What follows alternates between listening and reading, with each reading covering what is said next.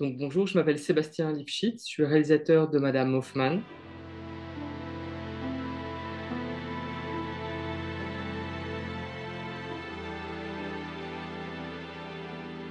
Le film est un film documentaire qui suit en fait la vie pendant une année de Sylvie Hoffman, qui est une infirmière cadre à l'hôpital Nord de Marseille. C'est une chronique en fait qui à la fois raconte son métier, mais pas seulement, on rentre aussi dans sa vie privée.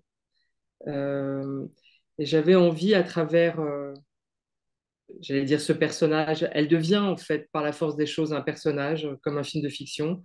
J'avais envie en fait de raconter la vie d'une femme en lutte, euh, pris à la fois dans ce métier passionnant mais harassant euh, qu'est celui d'une infirmière, et aussi de faire une sorte d'état des lieux de l'hôpital et à travers l'hôpital de raconter la société française en fait de ces 2 dernières années.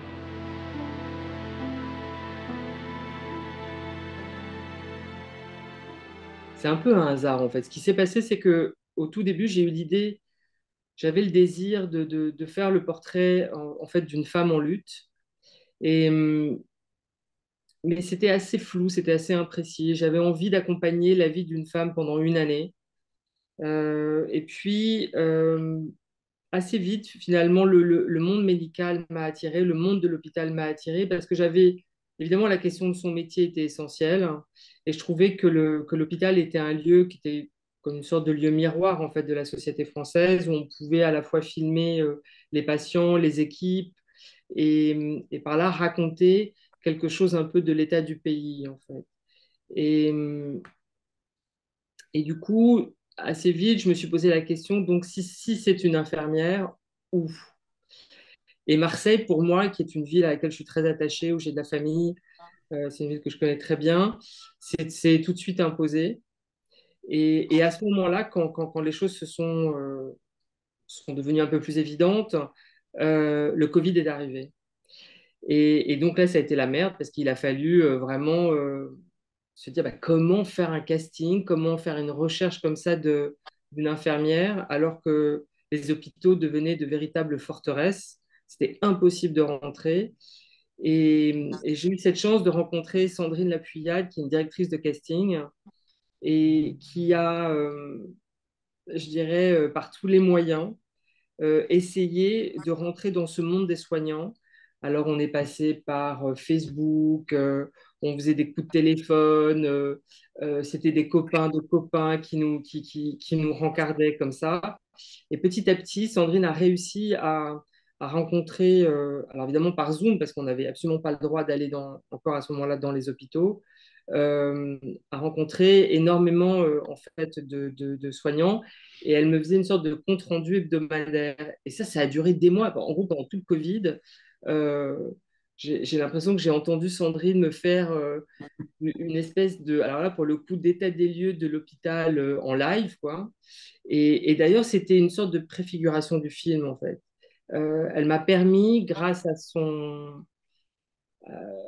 à ces rapports, en fait, qu'elle faisait de casting, en fait, de rentrer véritablement dans la matière même du film Mhm. et de le rendre beaucoup plus concret.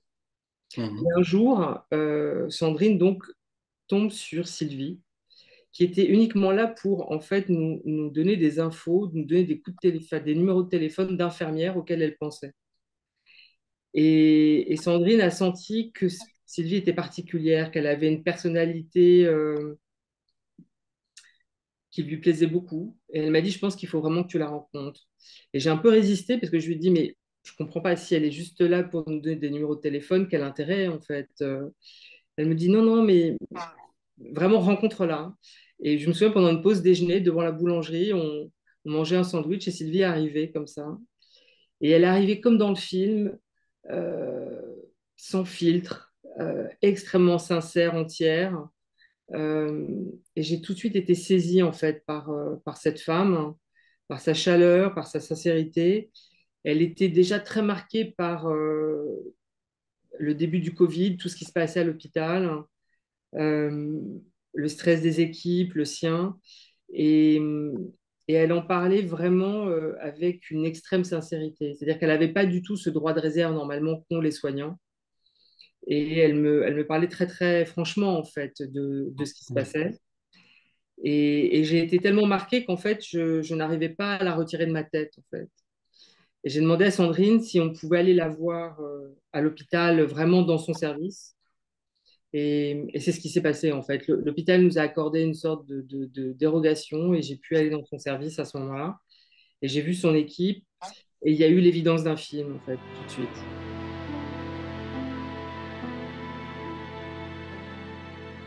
Mais elle était sur le cul en fait, parce que elle pensait que je venais la revoir parce que soit qu'on n'était pas content des numéros de téléphone qu'elle nous avait passés, ou soit qu'on cherchait davantage d'infirmières éventuellement dans son service. Elle s'attendait pas du tout à ça en fait. Et parce que je pense qu'elle, comme souvent dans le documentaire, en fait, les gens ne se pensent pas être des personnages de film, en fait. Ils sont des gens, ce sont des anonymes, voilà, qu'on croise dans la rue et ils ont le sentiment qu'ils n'ont rien d'extraordinaire, en fait, qu'ils puissent faire film, en fait.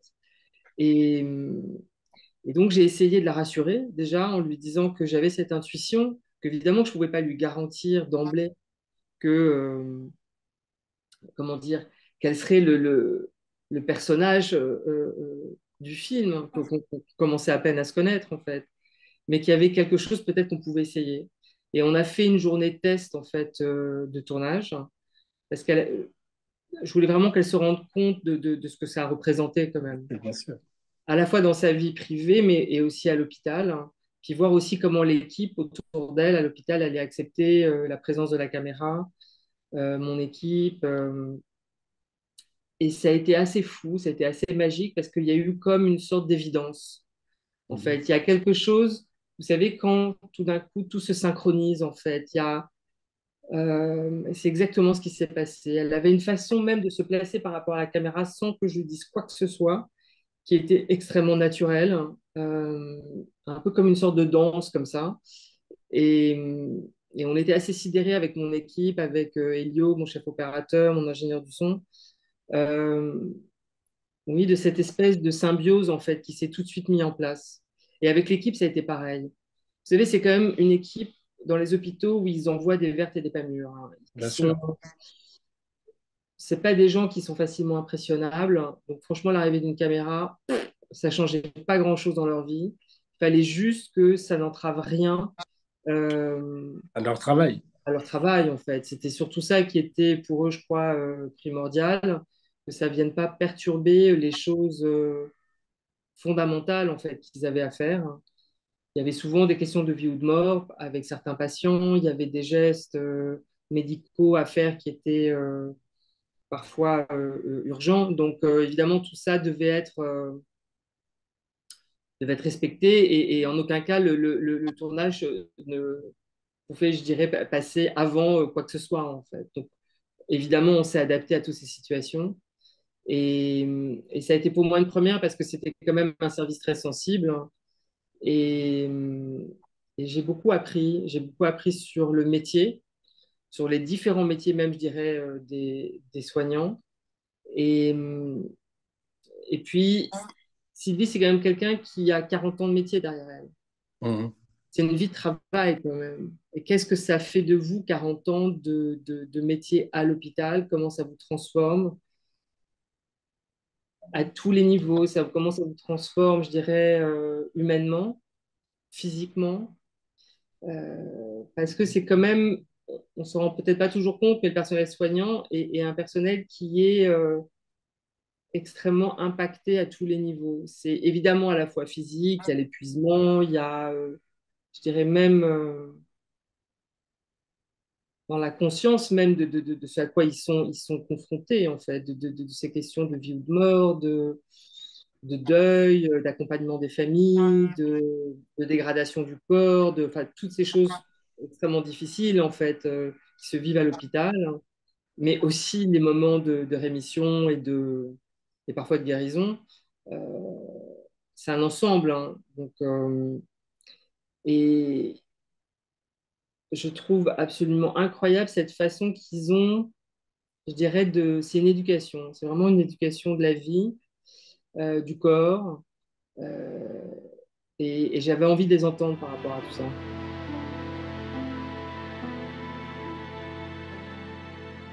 On demandait toujours, c'est-à-dire en gros dans l'équipe des soignants, on a demandé qui ne voulait pas être filmé. Il y en a eu très peu. Je crois qu'il y a dû y avoir peut-être 2 personnes qui n'ont pas voulu. Donc on leur demandait du coup de ne pas se mettre dans le champ de la caméra, évidemment le plus possible. Euh, et pour les patients, évidemment, ce qui était le plus délicat, eh ben, on leur demandait à chaque fois avant. Et beaucoup ont accepté en fait. Il y avait même quelque chose de ludique pour eux. Je pense que des journées à l'hôpital, c'est pas toujours drôle. Et tout d'un coup, de voir cette équipe de tournage qui était là, euh, non, ils avaient envie, je pense, de témoigner de quelque chose, de ce qu'ils étaient en train de vivre, qui était important pour eux. Et il y a eu, c'est vrai qu'il y a eu une immense liberté, une immense générosité en fait de la part de tous. Et franchement, j'ai eu aucune contrainte de l'hôpital qui m'a aussi laissé filmer, évidemment toujours avec l'accord. Ça, c'était Mhm. absolument primordial des uns et des autres. Mais j'ai pas eu de censure, si vous voulez. Mhm.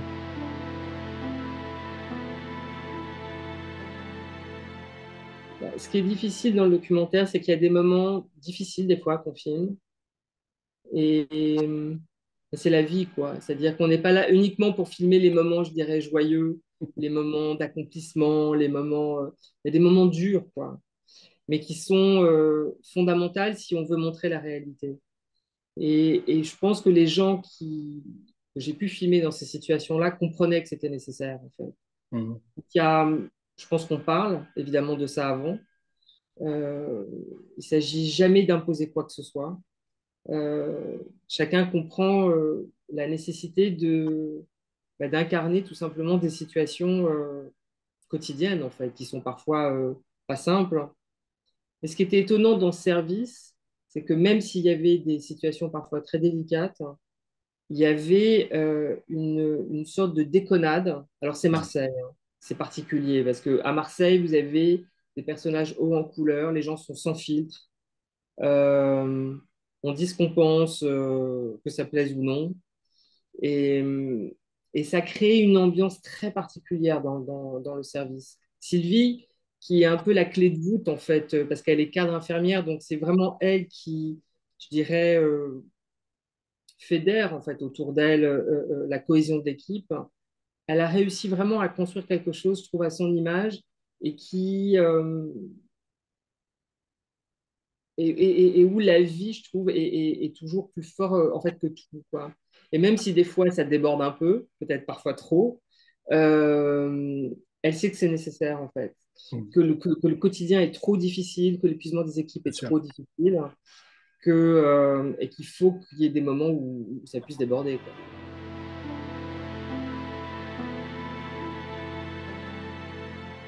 Ben, c'est-à-dire, j'ai d'abord cette chance de faire des films où souvent les tournages sont longs et la récurrence des tournages fait que les gens s'habituent en fait à notre présence.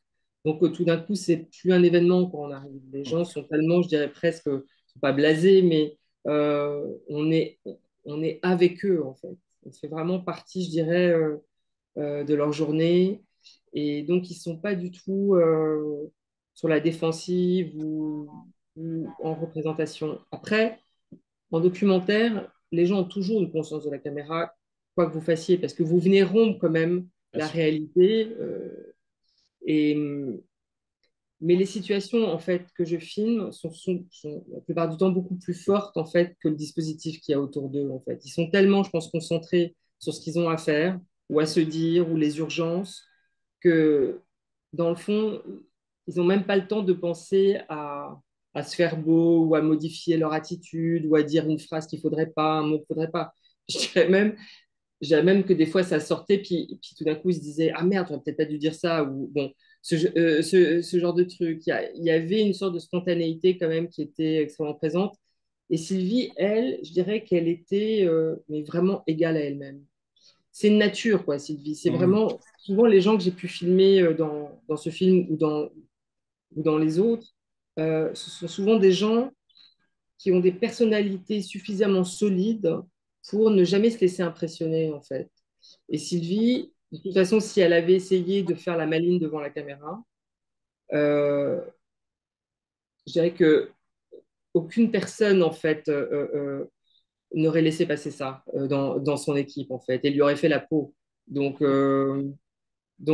c'était impossible d'une certaine manière. Dans le fond, tout le monde vit dans le regard de l'autre, en fait. Donc, si à un moment, pour une raison ou une autre, vous commencez à, à faire un numéro devant la caméra, je pense que les autres seront sans pitié avec vous, quoi. Et vous le savez très bien, en fait. Donc, mais c'était même pas, je dirais, un sujet, quoi. C'est vrai que c'est jamais arrivé.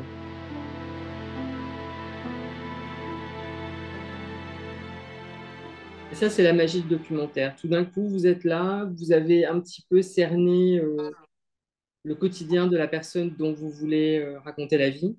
Et puis, il y a des gens comme ça qui apparaissent, et notamment la mère de Sylvie, que je n'avais pas rencontrée au début, et qui s'est trouvée un personnage essentiel en fait, dans le film. Une espèce de femme absolument magnifique qui a eu un destin incroyable.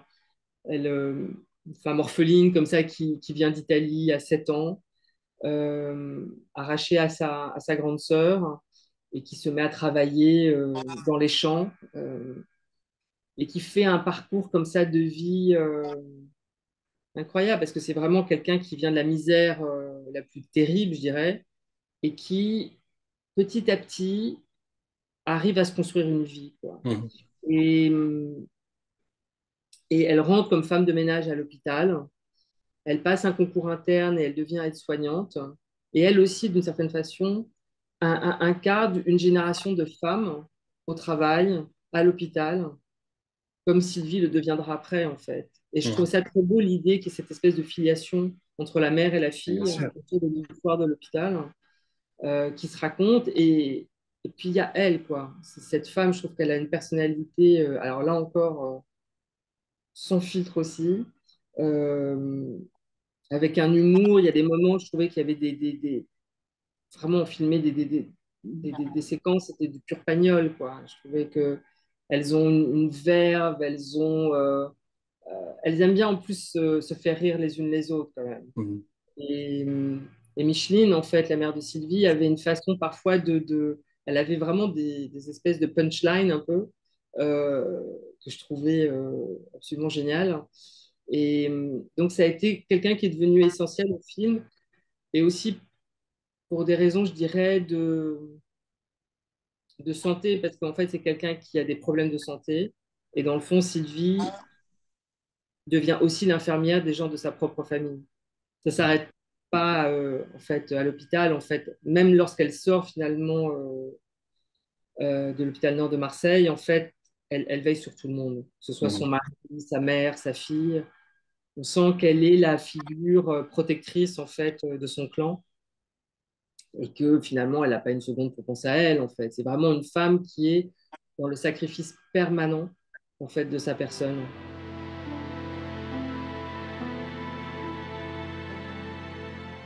Il y a quelque chose sur le don de soi que je trouve magnifique, en fait. Je trouve que ça fait d'elle, pour moi, une héroïne. C'est vraiment ces héros anonymes dont on ne parle jamais assez et qu'on croise partout, hein.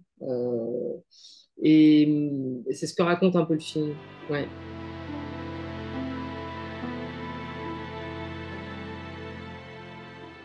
Oui, et puis puis je pense qu'aussi à travers sa vie, à travers cette espèce de chronique en fait qu'on a fait pendant une année, on raconte aussi une sorte d'état des lieux de l'hôpital, en fait. Bien Et on sûr. voit qu'il y a deux générations. Sylvie a 59 ans, son équipe, ils ont entre 20 et 30 ans, ils sont très jeunes, c'est essentiellement que des femmes. Il y a quelques hommes, mais vraiment l'équipe soignante d'infirmières et d'aides-soignantes, c'est 95% des femmes. Et on voit que c'est pas les mêmes générations, que le rapport en fait au travail n'est pas le même, que cette espèce d'engagement, presque le sacrifice vraiment qu'ils ont comme ça à tout donner. jusqu'à parfois être déraisonnable, parce que Sylvie en a payé le prix assez cher. Elle s'est quand même fait un AVC à cause de ça. Euh, on voit que la nouvelle génération pense autrement, qu'elle ne peut plus supporter en fait ces conditions, je dirais, oui, qui sont vraiment trop difficiles en fait, et où tout d'un coup il faut sacrifier pratiquement sa vie personnelle Mhm. pour pouvoir remplir toutes ces tâches et assurer en fait. Et on voit qu'il va y avoir un moment, un vrai conflit de génération à l'hôpital, et que c'est vraiment un lieu qui va être sous pression en fait de cette question en fait d'une génération à l'autre en fait. Mhm. Ça va se passer autrement. Et l'hôpital est pour moi véritablement une sorte d'incarnation de la République, de ce qu'est notre démocratie, voilà, de cette santé pour tous, en fait. Et Mhm. donc, si l'hôpital va mal, bah, c'est nous tous qui allons mal. Et on voit que la paix sociale, elle est aussi à ce prix, en fait. Et que si on néglige, en fait, cette part-là, en fait, bah, c'est un des socles, en fait, je trouve, de notre démocratie, de notre République, qui fout camp. Et alors, je sais on parle beaucoup de l'hôpital toutes ces dernières années, mais, mais de faire ce film et de rester un an dans le service m'a permis vraiment de mieux comprendre, en fait. Ça s'est véritablement, je dirais, incarné euh, dans la vie à la fois de Sylvie, mais de toute son équipe.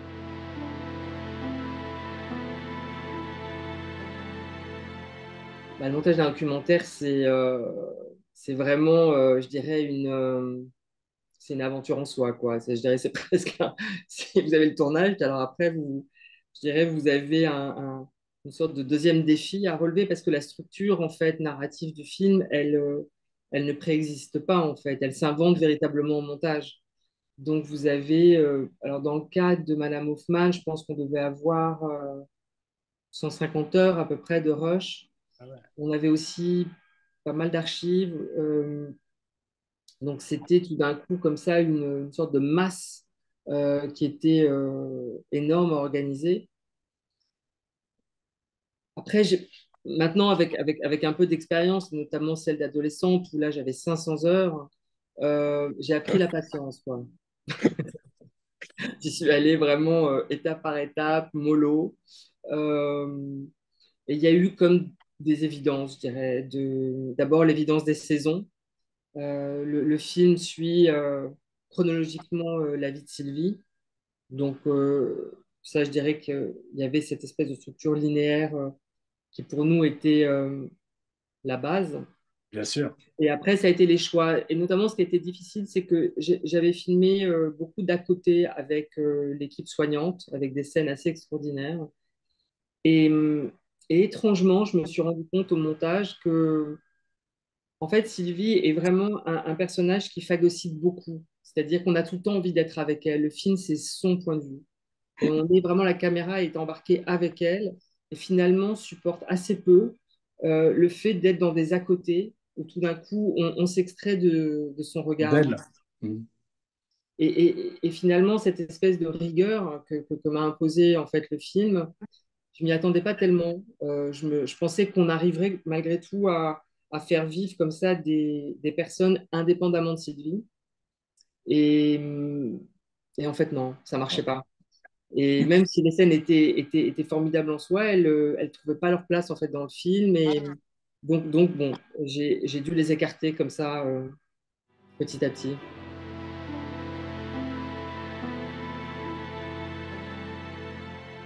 Bah, c'est sûr que Madame Hoffman est un film très différent de Casa Susana ou Petite Fille, où il est peut-être plus dans la veine d'adolescente, je dirais.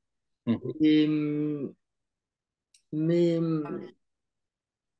je pense c'est d'essayer d'accompagner au plus près la vie de gens d'anonymes que je trouve exemplaires en fait, qui racontent quelque chose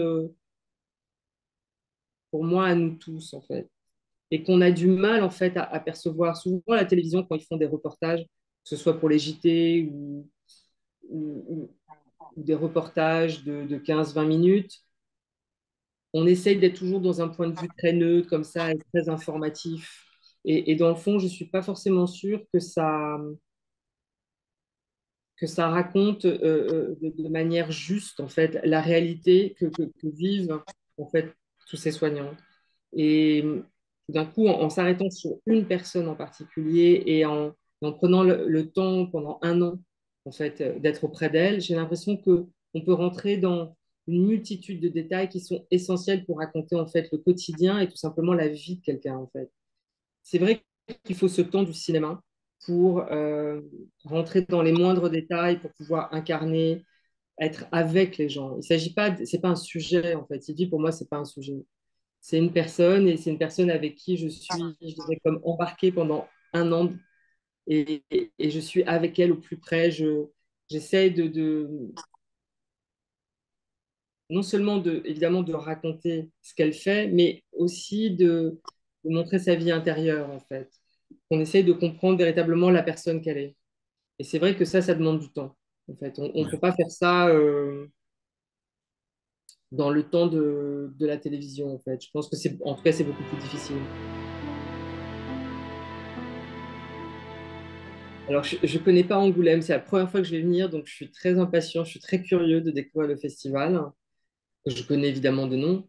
Et surtout, je suis très curieux de le partager avec, avec le public d'Angoulême, en fait. C'est-à-dire que voilà, je suis très impatient de voir comment ils vont recevoir, en fait, à la fois cette histoire et ce que le personnage de Sylvie va leur raconter, en fait. Donc ça c'est sûr que oui, de le montrer à Dominique Besnéard, de le montrer au jury, tout ça. En fait, tout ça m'excite beaucoup. Ouais.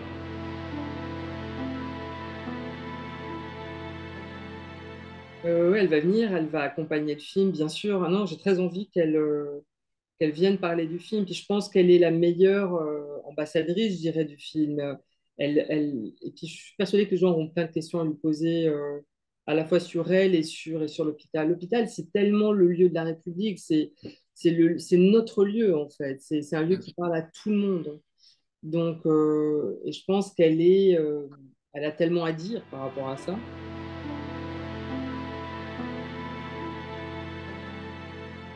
Je pense elle a été très surprise parce qu'elle m'a dit, tu sais, je ne pensais pas que tu puisses faire une histoire avec ma vie.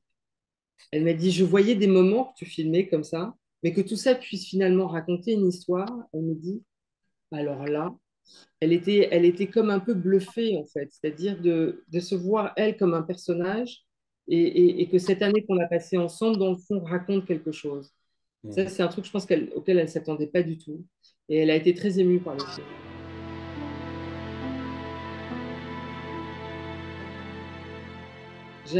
J'adore quand elle parle avec sa mère, en fait. Il y Ouais. a quelque chose de ce rapport mère-fille qui me touche énormément, en fait. De cet amour qu'elle a pour sa mère, de cette espèce de... C'est quelqu'un qui veille, en fait, Sylvie. C'est vraiment quelqu'un qui veille sur les autres. Et elle veille sur ses enfants et sur sa famille comme une louve, en fait. Et, et j'aime ce regard qu'elle a, en fait, cette espèce cette volonté de protéger comme ça et d'accompagner qui me touche énormément.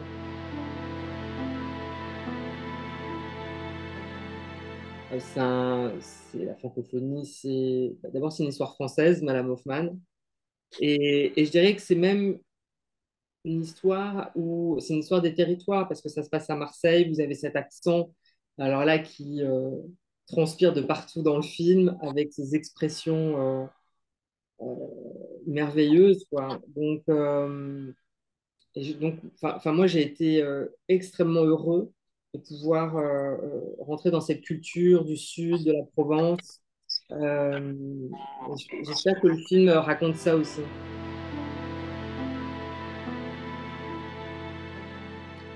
Je pense que le cinéma me permet de rencontrer des gens que dans la vie réelle, dans ma vie quotidienne, je dirais, je ne rencontrerais pas, en fait. C'est vraiment cette chance, que ce soit des acteurs ou que ce soit des gens qui vivent à l'autre bout du monde, comme Emma et Anaïs, Sacha. Bambi et aujourd'hui Sylvie, des gens que j'aurais jamais dû rencontrer normalement. Et c'est vraiment le cinéma qui m'a permis de les rencontrer. C'est des gens qui ont transformé ma vie, quoi. Ouais, je suis pas la même personne, quoi. Pour moi, donc, je pense que pour moi, le cinéma, c'est à la fois l'art de la rencontre et puis c'est aussi l'art d'aimer. C'est-à-dire que je pense que j'aurais du mal à filmer quelqu'un que je n'aime pas, quelqu'un que je considérais être un salaud, en fait. Ça serait extrêmement douloureux, je pense, pour moi. Et ça peut sembler peut-être un petit peu naïf de dire ça, mais c'est vraiment prendre une caméra et filmer quelqu'un, c'est aussi filmer, je dirais presque une relation d'amour, en fait. Ouais. Mhm.